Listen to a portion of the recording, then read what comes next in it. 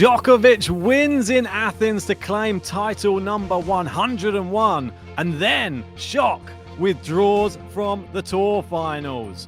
And on the women's side, Rybakina, she wins the tour finals, defeating Sabalenka in straight sets. But everybody's talking about the trophy ceremony.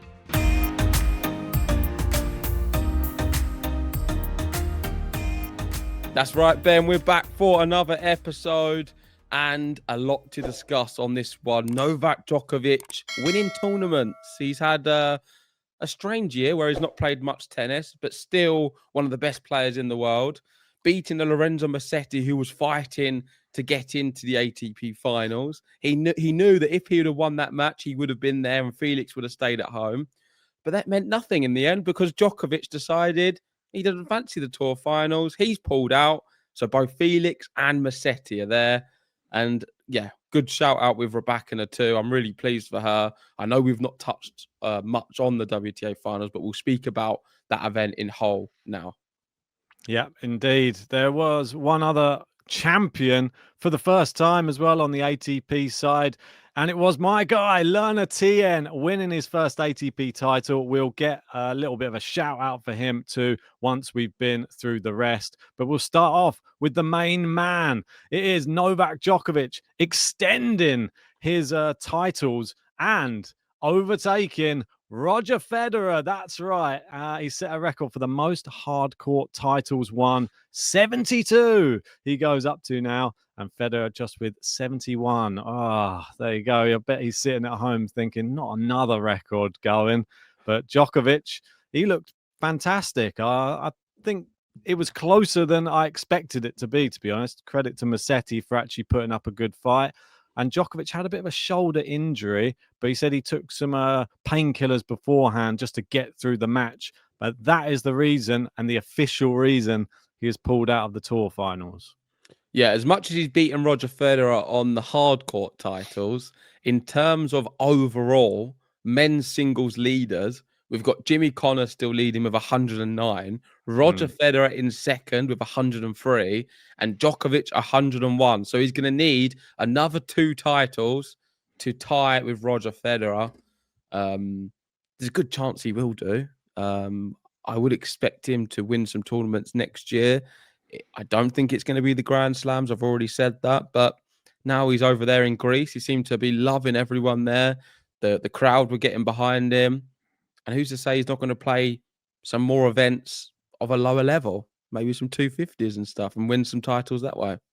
Well, that's what I'm hoping for, JG. Because if you look at the records that Djokovic and Federer hold, Federer has considerably more 250 titles to his name. So I think it's only fair that at the latter end of his career, Djokovic just pick up a few 250s. I don't even mind if he wins another, let's say, 9 250s just to get to the number 1 spot, because I think he's done enough else in the sport. Whether he'll play that many, I don't know. I think he'll still be happy. The fact, if he could beat Federer, I think that would be the icing on the cake. I think Connor's one, though, maybe a little bit too far. We'll have to wait and see, though. If he only plays 250s for a couple of seasons, I think he could get it. It just avoids the slams for this last couple of years. Yeah, how long until we see Yannick Sinner and Carlos Alcaraz in them discussions? Of course, they're going to have to wait towards the end of their career, but the way they're going, they're looking to try and take all of these records Djokovic is setting right now. A few words about the match. I thought Musetti played really well. I know some people are going to say he bottled it, and it's standard Musetti. There is moments. I mean, the double fault he did in the third set on break point wasn't ideal, but he then pulled himself back and got it all the way to 5-all. Djokovic was serving for the match and the title, and he broke back. So it was a really tough match, and I don't want to put it down to him bottling it too much. I think that's lazy journalism. I would say it was just a really good competitive match against 2 good players, and I think it just highlights how amazing Novak Djokovic is more than anything. Rather than being too against Musetti, I know I have been in the past, I'm more looking at this as a positive for Djokovic and his ability to still play with the very best players in the world, because Lorenzo Musetti is a top 10 player. He has statistically been the 8th or 9th best player this year. And I think he's really good on these indoor hard courts too. And some of the shots we've seen from him have been sublime this week.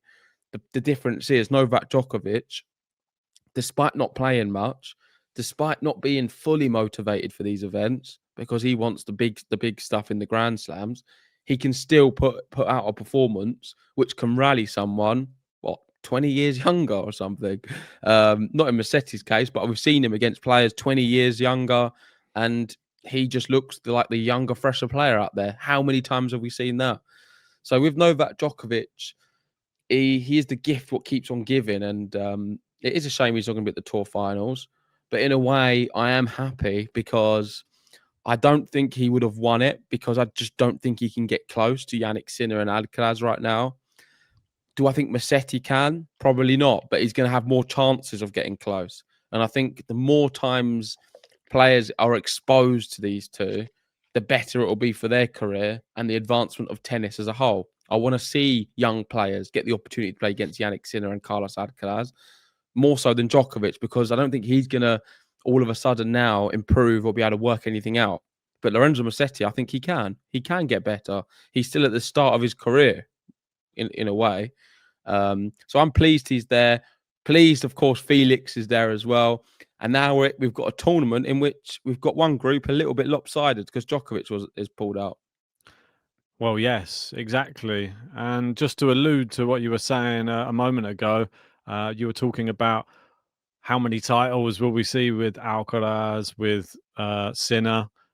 Have a look at the current active players, and you see them on the screen here. 101 for Djokovic. We've got 24 titles for Alcaraz, 24 for Zverev, 23 for Sinner, 21 Cilic, 21 Medvedev, and so on and so on. It goes down the list, but that just makes you see how possible it probably is for Sinner and Alcaraz, considering their age and how many more years they have left to play. If they continue to dominate in the fashion they are, I wouldn't be surprised if they both get close to that figure as well. Musetti, like you said, him getting into the Tour Finals, he didn't really want it this way because he said it was a sort of a mixed emotions. Like he's just lost a final and now he's got to the Tour Finals, which is I can understand that because he's ultimately very disappointed because he could have got another title to his name. But this highlights it as well.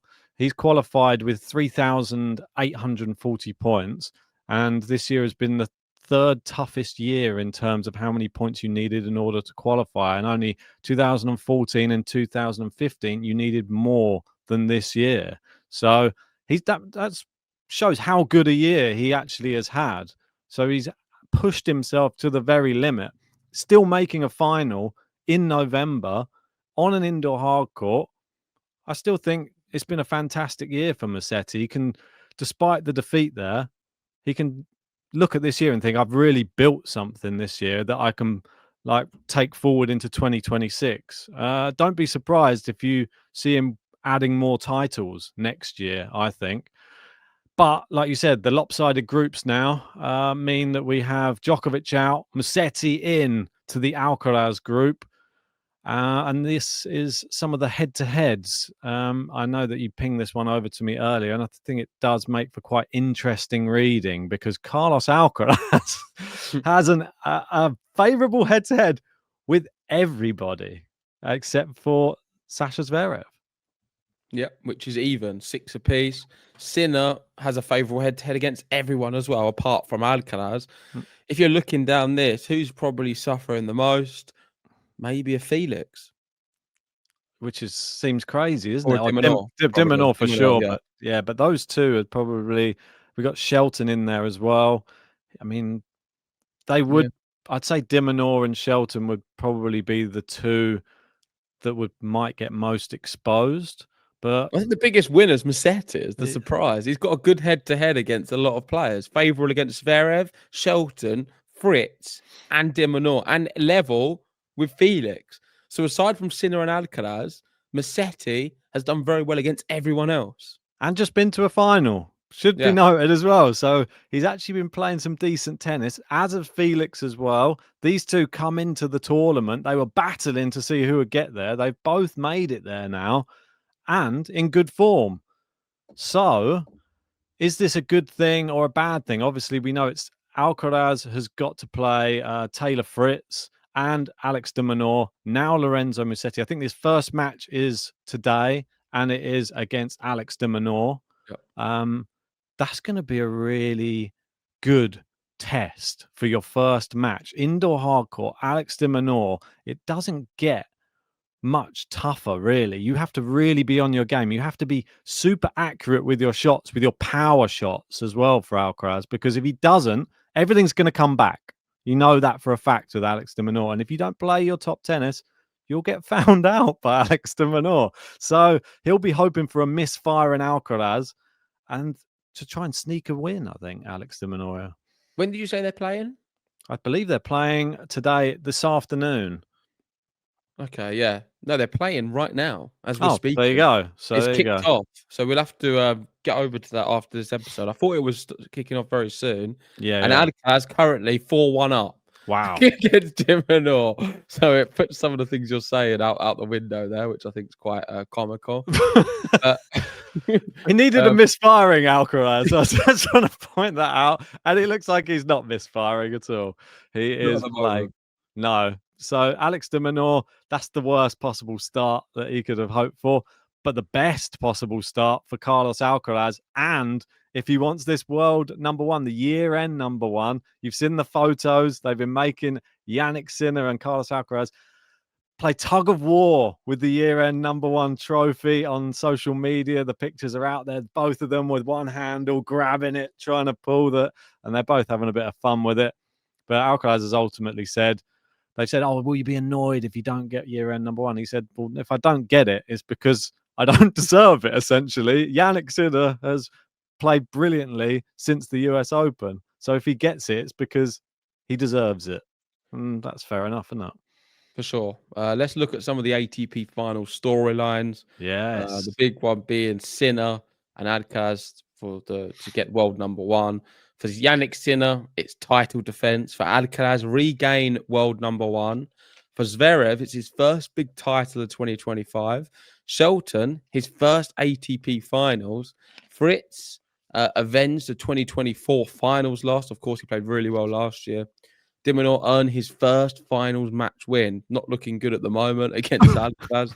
And Felix, indoor advantage. We know how good he is on the indoor hard courts. Let's see what he can do. And Musetti, his first ATP finals. Yeah, makes for a very interesting reading. Like it says here, who takes it? It is, I would say, convinced Sinner wins? I am deep down, but I do think, I know I've said before about Alcaraz being one of the weaker players at the tour finals. I think that the fact that he has so much to play for at this tour finals actually makes him second favourite. That's my personal opinion. I know it's a crazy thing to say. Something else though, Ben, is it so much to play for? Like, how important is year-end number one? I think it's a big thing and it is nice to have, but I don't think it's the make or break for these two. I think honestly, winning titles and doing well in Grand Slams is a lot more important than year-end number one. So I know everyone keeps building this narrative, oh, so much at stake and year-end number one. Of course, it's a nice advantage to have. Just like the exhibition they did in Saudi Arabia to win all that money. Of course, it's nice to have, but I don't think it's the be-all and end-all if they lose it. Exactly. It's not the be-all and end-all. And I think the main thing that would be the real test is if number 2 and number 3 were close in points. The fight for number 2, when you get to a slam, you want to be first or second seed. They're always going to be the first and second seed, it seems. So it doesn't change where they are. It just changes. Are you at the top of the draw or the bottom of the draw? That's it. You're going to meet in the final only anyway. So it doesn't change much. It's just if you're in that 3rd or 4th spot, can you get to number 2 to get that extra? Well, you get a bit of a breather. You don't have to face one of the better players until the final. But obviously, if you're someone like a Djokovic right now, it does help you. You don't want to slide down into 5th because then you might meet them in the quarterfinals. So it helps him in the slam race. But let's have a look at the court speed. This is the one thing I wanted to talk about. You were talking about who's the favourite. Jannik Sinner is the favourite, but I think this is going to help Sasha Zverev because it's the second fastest on the tour, behind Stuttgart grass, which is crazy. It's above Haller grass this tournament, which for me, that I was surprised to see. This is much faster than a lot of the grass court tournaments. Well, this was based off an average of 22, 23, 24. We don't know exactly how it's going to fall in 25, but despite that, it's not going to be that much off, and it will still be a very, very the fastest indoor hard court of the year for these players. Yeah. It will suit the big servers. Could we see like a Ben Shelton do really well on these fast courts? I think he's another one who's got certainly the weapons to do it. Maybe not the consistency, especially against the likes of Sinner or Alcaraz. But Zverev, why not? I just feel with him, it's not necessarily his tennis what lets him down. It's everything else. Yes, he definitely has the ability. We know he's been there, done it, got the T-shirt for the tour finals. Trouble is, getting back there and doing it again is a lot tougher, especially when you've had such contrasting results. We haven't really seen him dominate on the indoor hard courts for a while now. He used to be... Remember when we first started the podcast, we're obviously talking about like 4 years ago, he was always this time of the year. You'd see him pick up like back-to-back indoor hardcourt titles. It's not really like that anymore. He doesn't have the same level of dominance. He says it's because of the slow courts. If he gets a fast court, is he still going to be as good? Or has he mentally declined in tennis? That's what it seems like a little bit to me. I feel like his game was always there, but the mental side of his game's got worse, if anything. So he needs to improve something. Maybe he needs to get some sort of mental coach in there to help out with that part of his game, because I think if he sorts that, he's back in the running for pretty much every tournament again. Yeah, definitely. And I'm looking forward to it. Of course, it's kicked off right now. So we're going to be watching the rest of it today and tomorrow. And then we'll have an idea once we've seen everyone play how they're faring in these conditions with the court speed and all the other variables. But I think it is open below Jannik Sinner. I think Jannik Sinner, for me, will win this event. But beyond that, I'm not sure who's going to beat who. Alcaraz, of course, is kind of above a lot of the others too. But the other 6, I think anyone can beat anyone, really. You can make a case for it, certainly. Let's move over to the women because we've not spoke about the WTA Finals. And Rybakina is victorious. She beat Sabalenka in the final, 6-3, 7-6. It was a whitewash in the tiebreak. And Jelena was amazing all tournament. She didn't put a foot wrong. Won every match. Iga went out in the groups, couldn't handle it. Paolini wasn't very good at all. But Rybakina, there's this level we know she's got it in there. Like when everything clicks for her, she is one of the best players in the world, if not the best. And I think it just shows how wide open the women's tour has been this year. The reason I say that is because Sabalenka's the number one, and she has been the best player over the course of maybe 2 years. But the point is, she's won this year 4 titles and lost 5 finals, all of them to different players. So it just highlights how wide open the tour is, and so many players can now beat who is deemed the most consistent best player in the world in Sabalenka. And add Rybakina to that list because she's another one who can do it.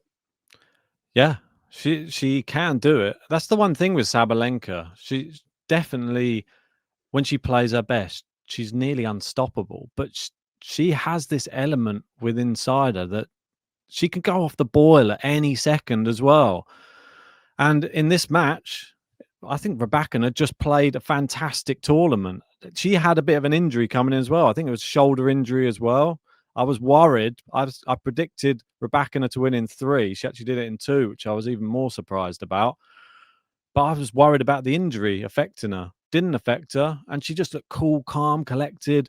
and had Sabalenka running all over the place. That serve, she's been the best server on tour on the women's tour. I think she served over 500 aces this year, which is just crazy. And she's been at a massive level. You can see here her best results at the big events, and this is just talking about her career as a whole. Final of Australian Open, quarterfinals Roland Garros. She's won Wimbledon before. US Open needs a bit of work. Round 4 is her best there. She's now won the WTA Finals. And we got the 1,000 events. She's been to the final in Doha, semi-finals Dubai. She's won Indian Wells, finals in Miami, semi-finals in pretty much all the rest, and has won Rome as well. On a clay, which is crazy, yeah.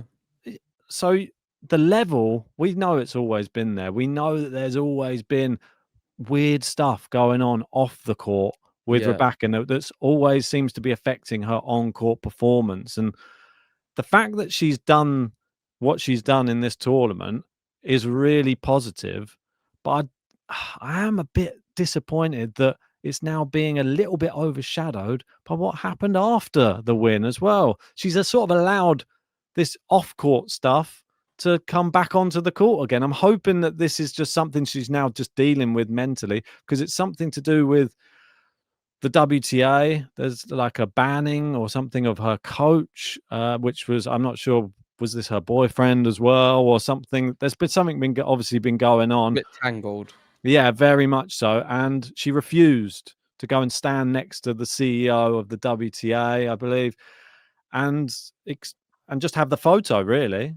So, and then she was asked if they sorted it out, did they clear the air? She said, we had the opportunity to have conversations, but in the end, it never happened. So we're all doing our job, and I think that we're going to keep it this way. So she just agreed to disagree. Why does it bother you so much? Like, for me, I think just everyone should be entitled to do what they want to do. She can, for sure. It just is a weird thing at the end of an event like that. Obviously, she's standing up for whatever her rights are, but I just don't want this type of thing to overshadow a fantastic performance. But it's not overshadowed it for me in the sense of her performance was really good and at a high level. And I think they're both completely two different things. You can't factor them together. Her tennis performance wasn't impacted by her relationship with the WTA. Clearly, because she's played fantastic years. She's won, 11 consecutive matches to end the year. Flying, beating Sabalenka and Iga in the same tournament to then finish number 6, is it? Or number 5 now? Yeah, moved up. Just above Jessica Pegula. Of course, it's not nice to see, but she's very strong about what's happening. And it is a really tangled mess. And I don't have all the information to comment on it. But clearly she's unhappy with what decision they've come to, or they've not been able to sort things out with previous bannings, or etc. etc. But yeah, her tennis is speaking volumes and she's winning matches. So as long as we don't see impact on the court, I'm not really bothered what happens off it. Yeah, I'm just super happy that she's managed to come back. She's playing her best tennis again. Like you said, this incredible run of wins that she's been having. You see, she obviously lost to Sabalenka in Wuhan. And then since then, she's been on an incredible run. We both tipped her to win that one. Do you remember? Yeah, I know. The typical, isn't it? And then she got beaten in straight sets. But since then, she's been incredible. Like you say, she hasn't lost a match. And some of these performances in this tour finals, I think, have been some of her best matches of the entire year. To beat Anisimova, who's been to 2 slam finals this year, playing the best tennis of her career, beat her easily, 6-3, 6-1. Iga, she lost the first set, and then breadstick and bagels Iga. Then she beat Alexandra, who just stepped in because Keys came out. He's like, right, swipe you aside. Just. But do you know she only just about got in? Like 8 days before, she wasn't in the top 8 for the live WTA race. Insane. So she just snuck in. She's done a Musetti. Is this a sign for Lorenzo Musetti? She snuck in there at the last and then gone on and won it. Could we see Lorenzo Musetti sneak in and go and win the tour finals? Would that be the biggest story of the year? If that happened, would it overshadow all of the slam wins from Alcaraz? I think Vacheron is still the biggest story of the year. Yeah, I mean, that one, I'm still scratching my head about that. I don't know what's going on. I'm not sure what they're putting in the Weetabix in Monaco, but there's something going on. Uh, he just is he going to do well next year? Let us know in the comments. There's part of me that feels like we could see a bit of a slide and see him go back to being Mr. Wildcard again in Monaco, but maybe not. He seems like a nice guy. I don't Um, think we are going to see a stud. I think this is his level. okay, well, there you go. I'm hoping that we see a big level as well. Obviously, another big thing on the channel, we're coming towards the end of the year, and this is when we get to see if our predictions actually came true on our wild cards for the year. Who was going to win? Was it going to be the men's and the women's? You got something to say first? Yeah, just quickly before we speak about Tien and Fonseca, Go on. the money for this tournament was Oh yeah, crazy. 4 It was mil. the biggest prize in the history of women's tennis. No, it's Wow. more. She will take home $5.2 million. Excuse me. There's a lot of money. So it's really good as well in that regard that the money's there now for tennis. It's always kind of been if you're at the top level, the problem's more the lower levels. But yeah, massive paycheck for Rybakina. Her biggest in her career, the biggest ever paid out on the WTA. That's insane. Um, yeah, absolutely crazy stuff. That is, it's like the Six Kings Slam, but for the women's. Well, maybe it's because it's in Riyadh. But Who yeah, knows? I'm That's sure got it is. something to do with it. Uh, that is mental. I'd love to hear what it is going to be for the men's as well. We'll find I'm out, I'm assuming the sure. same. But yeah, let's go on to Tien and Fonseca. Let's have a look at Tien and Fonseca. Obviously, lower level events. I know we were celebrating Djokovic's 250 event win because it was 101. It had ramifications for the ATP Finals people as well, which is Musetti. Obviously, Felix was waiting to hear was he going to be in. Turns out they're both in. This other tournament didn't really have anything on the line other than just me hoping that Learner Tien could defeat Cam Norrie in the final. And he did it. What a tournament from Tien. I know there's going to be people going, yeah, but look at all the players that they beat along the way. It wasn't like the highest level. He still had to beat who was in front of him. He beat Berrettini convincingly as well. And he won this final. It wasn't that convincing because Cam Norrie did a Cam Norrie as well in the final. He was, I think it was 5-1 up in the final set tiebreak and lost the tiebreak. Tien comes back and wins it and gets his first ever ATP title in Metz. Fantastic. He went from 122 in the world, now up to 28 in the world, but he is still 4 places below João Fonseca there, and that's where it's going to finish, unfortunately. Well done to both, though. I mean, what an incredible year. Couldn't have picked better, could we? I don't think we could have statistically. It was a really good battle. We did well picking them players, considering, of course, they had to be outside the top 100, and there wasn't much separating them. I think they were both good picks in their own right. If anything, probably Learner Tien being the better one because he's a little bit more unknown, and I wasn't expecting it to be this close. When I said Fonseca and you said Tien, I was expecting at least 50 places between the two. So you've done well to get that close, but it always ends in one way, and that is another JG victory versus Ben. Racking them Well, up. I've got one on the women's side that we can probably go into on another occasion. That's Eva Jovic. Polina Kudermetova had a storming start to the year. Was number one in the race for at least a week. And then the decline began, I think, after that. And then her sister took over and probably is higher ranked than her now. I mean, her form's been terrible. She's been really struggling with injuries, losing a lot of matches. So, yeah, I've lost the women's one for sure. And I'm hoping I'll pick better next year on that side. Great way to end the year, though, on the men's side, because they both ended with titles, didn't they? Learner Tien and Yeah, João Fonseca both really together. strong. And the finalists from the Next Gen Finals last year, which is fantastic. And I'm interested to see when we're doing our predictions for next year, 2026, if either of us have these two inside the top 10, because I wouldn't say it's crazy to suggest that it's possible. Yeah, exactly. And I love the fact that we're starting to get like these weird rivalries that start obviously they always seem to be in the same part of the draw, those two. But then they've had their own rivalries on the tour in other tournaments. Like Tien Medvedev seems to be like one of the biggest matches on tour right now. I Like, see it all the time. I see it in my sleep, that match. Exactly. Well, we'll be back to review some of the ATP Finals matches, which I can let you know, Alex de Minaur's back on serve in that first set. So it's getting a bit closer over there. Felix, his first match is against Jannik Sinner in a rematch of the final we saw only recently. That's coming up tomorrow. But yeah, tennis is still on. We're going to be bringing you many videos, reactions, podcasts. So stay tuned. And we'll also be live from the Davis Cup in the upcoming week. So if anyone's out there and want to come say hi, we'll be gratefully happy to see you. I don't think Jannik Sinner's going to come and see us, though, is he? Maybe not, but we'll be speaking to people there anyway. See you soon anyway, guys. Like and subscribe, and we'll be back soon. Cheers.